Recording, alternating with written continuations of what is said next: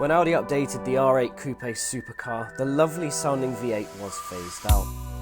But hold back the tears, because you now have a choice of a monstrous V10, and for the really brave, an even more powerful V10 Plus. Then obviously along came a convertible version, which was perfect for anyone living in a country with an actual summer. But there was a problem: you can only have it with the standard V10. The range was minus the plus, if you will. Well, not anymore. The full-fat R8 convertible comes with all the trimmings you get from the Coupe, such as the extra carbon fibre, 19-inch alloys, sports seats and carbon ceramic brakes. But it also gets an electric rear window to let you hear the V10 better, which can be operated even if the 44kg fabric roof is up. It takes 20 seconds at up to 31 miles per hour to embrace the sun or hide away from the rain, and the whole process is rather satisfying to watch.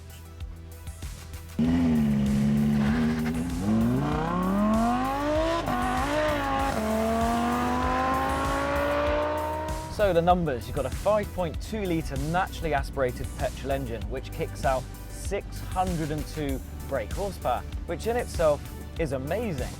But it's even better because it gets to that point at 8,250 RPM.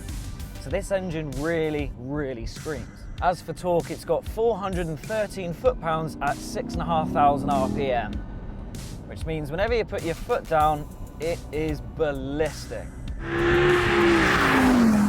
Gear shifts are taken care of by a 7-speed dual-clutch transmission, which is incredibly smooth, very fast at changing gear. But on a motorway, 7th gear is the maximum, so it is a little bit revvy. At 70, it's sitting at 3,000 RPM. So it can be a little bit noisy. In fact, the extra 69 brake horsepower means the R8 V10 Plus convertible matches the Lamborghini Huracan for outright firepower, which is impressive when you consider the price difference. Now, of course, the downside in having a convertible is that you lose torsional and structural rigidity. And of course, that is the case here with the R8 Spyder. In gaining 100 kilograms of weight, there is a lot more for the engine to shift. It's like having a really fat passenger in the car with you at all times. It also means that it's not quite as taut how the car feels. The Coupe is very sharp, whereas this has a slightly softer edge. It must be said, all that lovely carbon fibre on the inside and outside makes the Plus version 25 kilograms lighter than its non-Plus sibling. Now, this car is a lot heavier than some of its rivals, particularly ones from Porsche, but the way Audi compensates is with a Quattro all-wheel drive system. The idea is simple: if the rear wheels are struggling for traction, up to 30% can be sent to the back, but the split is typically 15 at the front and 85 at the back. Then there is the electronic differential lock, which can break an individual wheel that is spinning needlessly. Now, not only does that make this car more usable in slippery conditions, it actually makes it incredibly fast off the line. 0 to 62 takes 3.3 seconds, which is frankly incredible for a car that weighs 1,700 kilograms. Now, as you'd expect from a car that can do 203 miles per hour, it has got massive disc brakes, hugely powerful calipers. It will stop incredibly quickly. And of course, they're designed to be fade-free, so if you're going fast for a prolonged time, you're still going to maximize and maintain your braking power. As for looks, the R8 is fantastic. Some of you will miss the extravagance of a Lambo or Ferrari, but I rather like the fact that it is less of an attention seeker. Not that a car as wide, low and aggressive as the R8 will fail to make you the centre of attention wherever you go, especially if you go for Vegas yellow. Inside, the DNA of lesser Audis can be seen, but you still feel like you're in a supercar.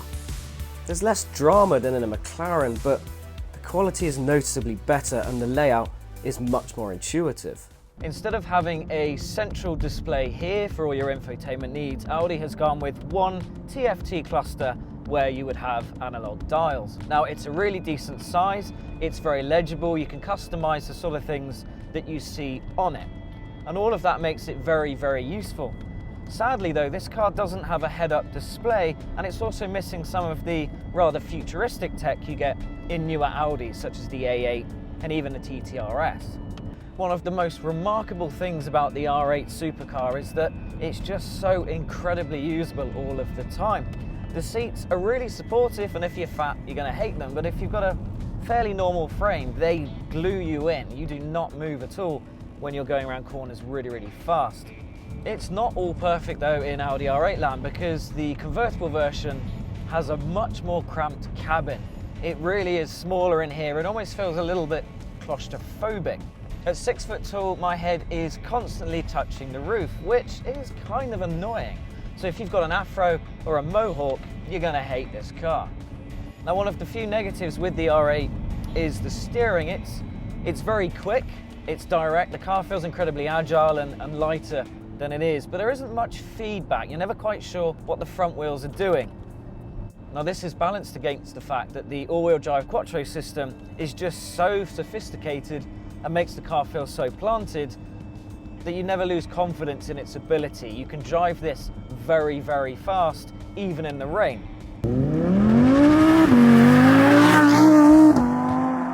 Visibility is one of the downsides. It isn't easy to see over your shoulders, and that can make motorway driving slightly more problematic than it needs to be. Also, because the car is kind of squished down, it's quite difficult to see traffic lights if you're at the front of the queue, because they're obscured by this. Heaven forbid it's sunny, because if you've got that visor down, you're going to see about 3 inches of the road ahead. It is also worth mentioning the cabin is quite noisy at 70 miles per hour, and like a lot of convertibles, you need to run the aircon constantly when it rains, unless you like condensation blocking your view. And if you plan on a shopping trip, don't. That is, unless you plan on feeding a family of voles.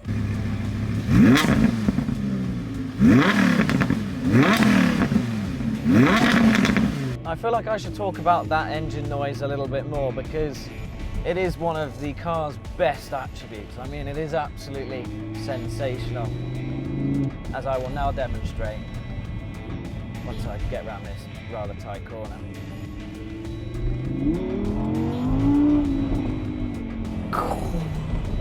It just goes.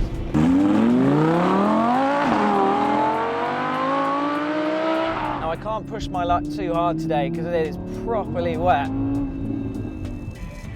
but the exhaust pops savagely. It's just such a thunderous, loud noise. I feel like I have to raise my voice really, really loudly just so you can still hear me.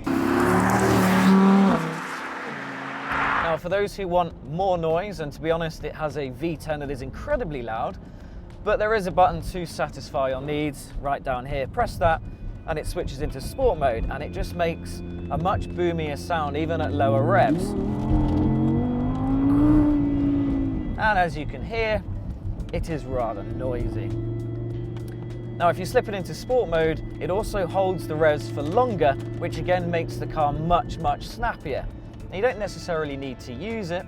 The automatic is quick enough to react to most of your inputs, but if you want to make serious progress, then sport mode is the one that you want to use. For all of its faults, there is something that is just remarkable and very, very lovable about this car.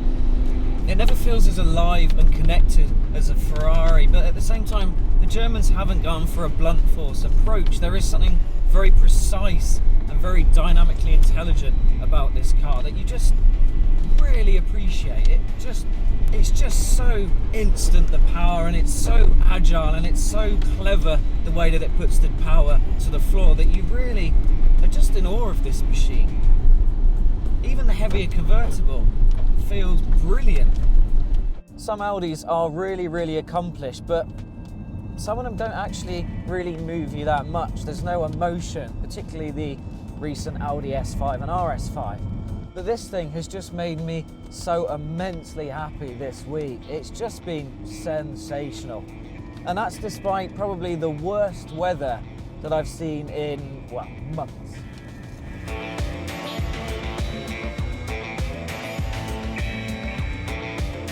Supercars are meant to make you feel good, and this really, really does it. It does it in a different way to some of its competitors, but honestly, it is brilliant.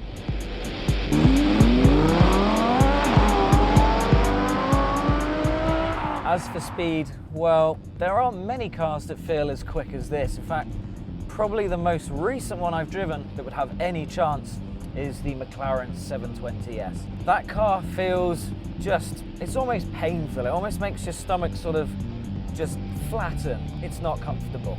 This doesn't have quite the same punch. However, because it's naturally aspirated, it is still very, very snappy. And of course, that car is rear-wheel drive.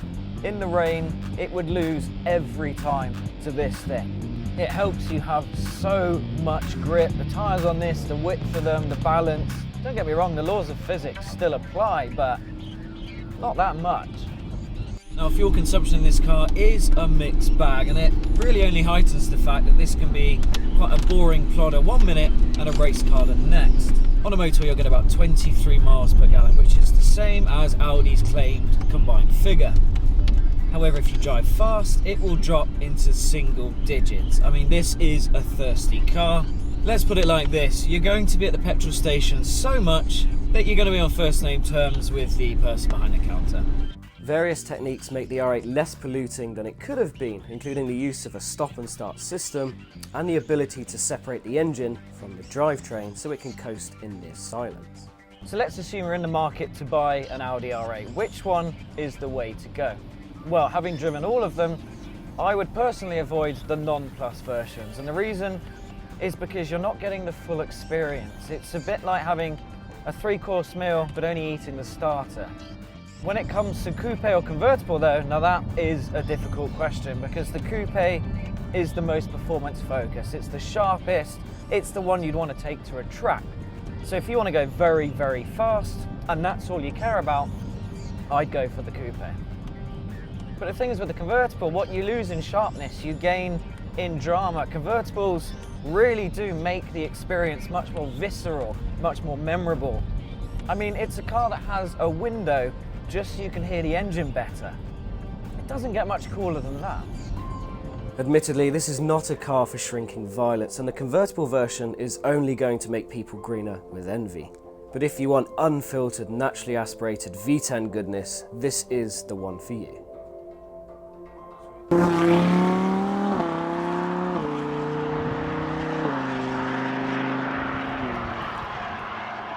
If you've enjoyed the video, please hit subscribe, like, comment below, and of course click that little bell button because then you'll be notified when another video lands. And there are many on the way, so stay tuned guys, thanks for watching.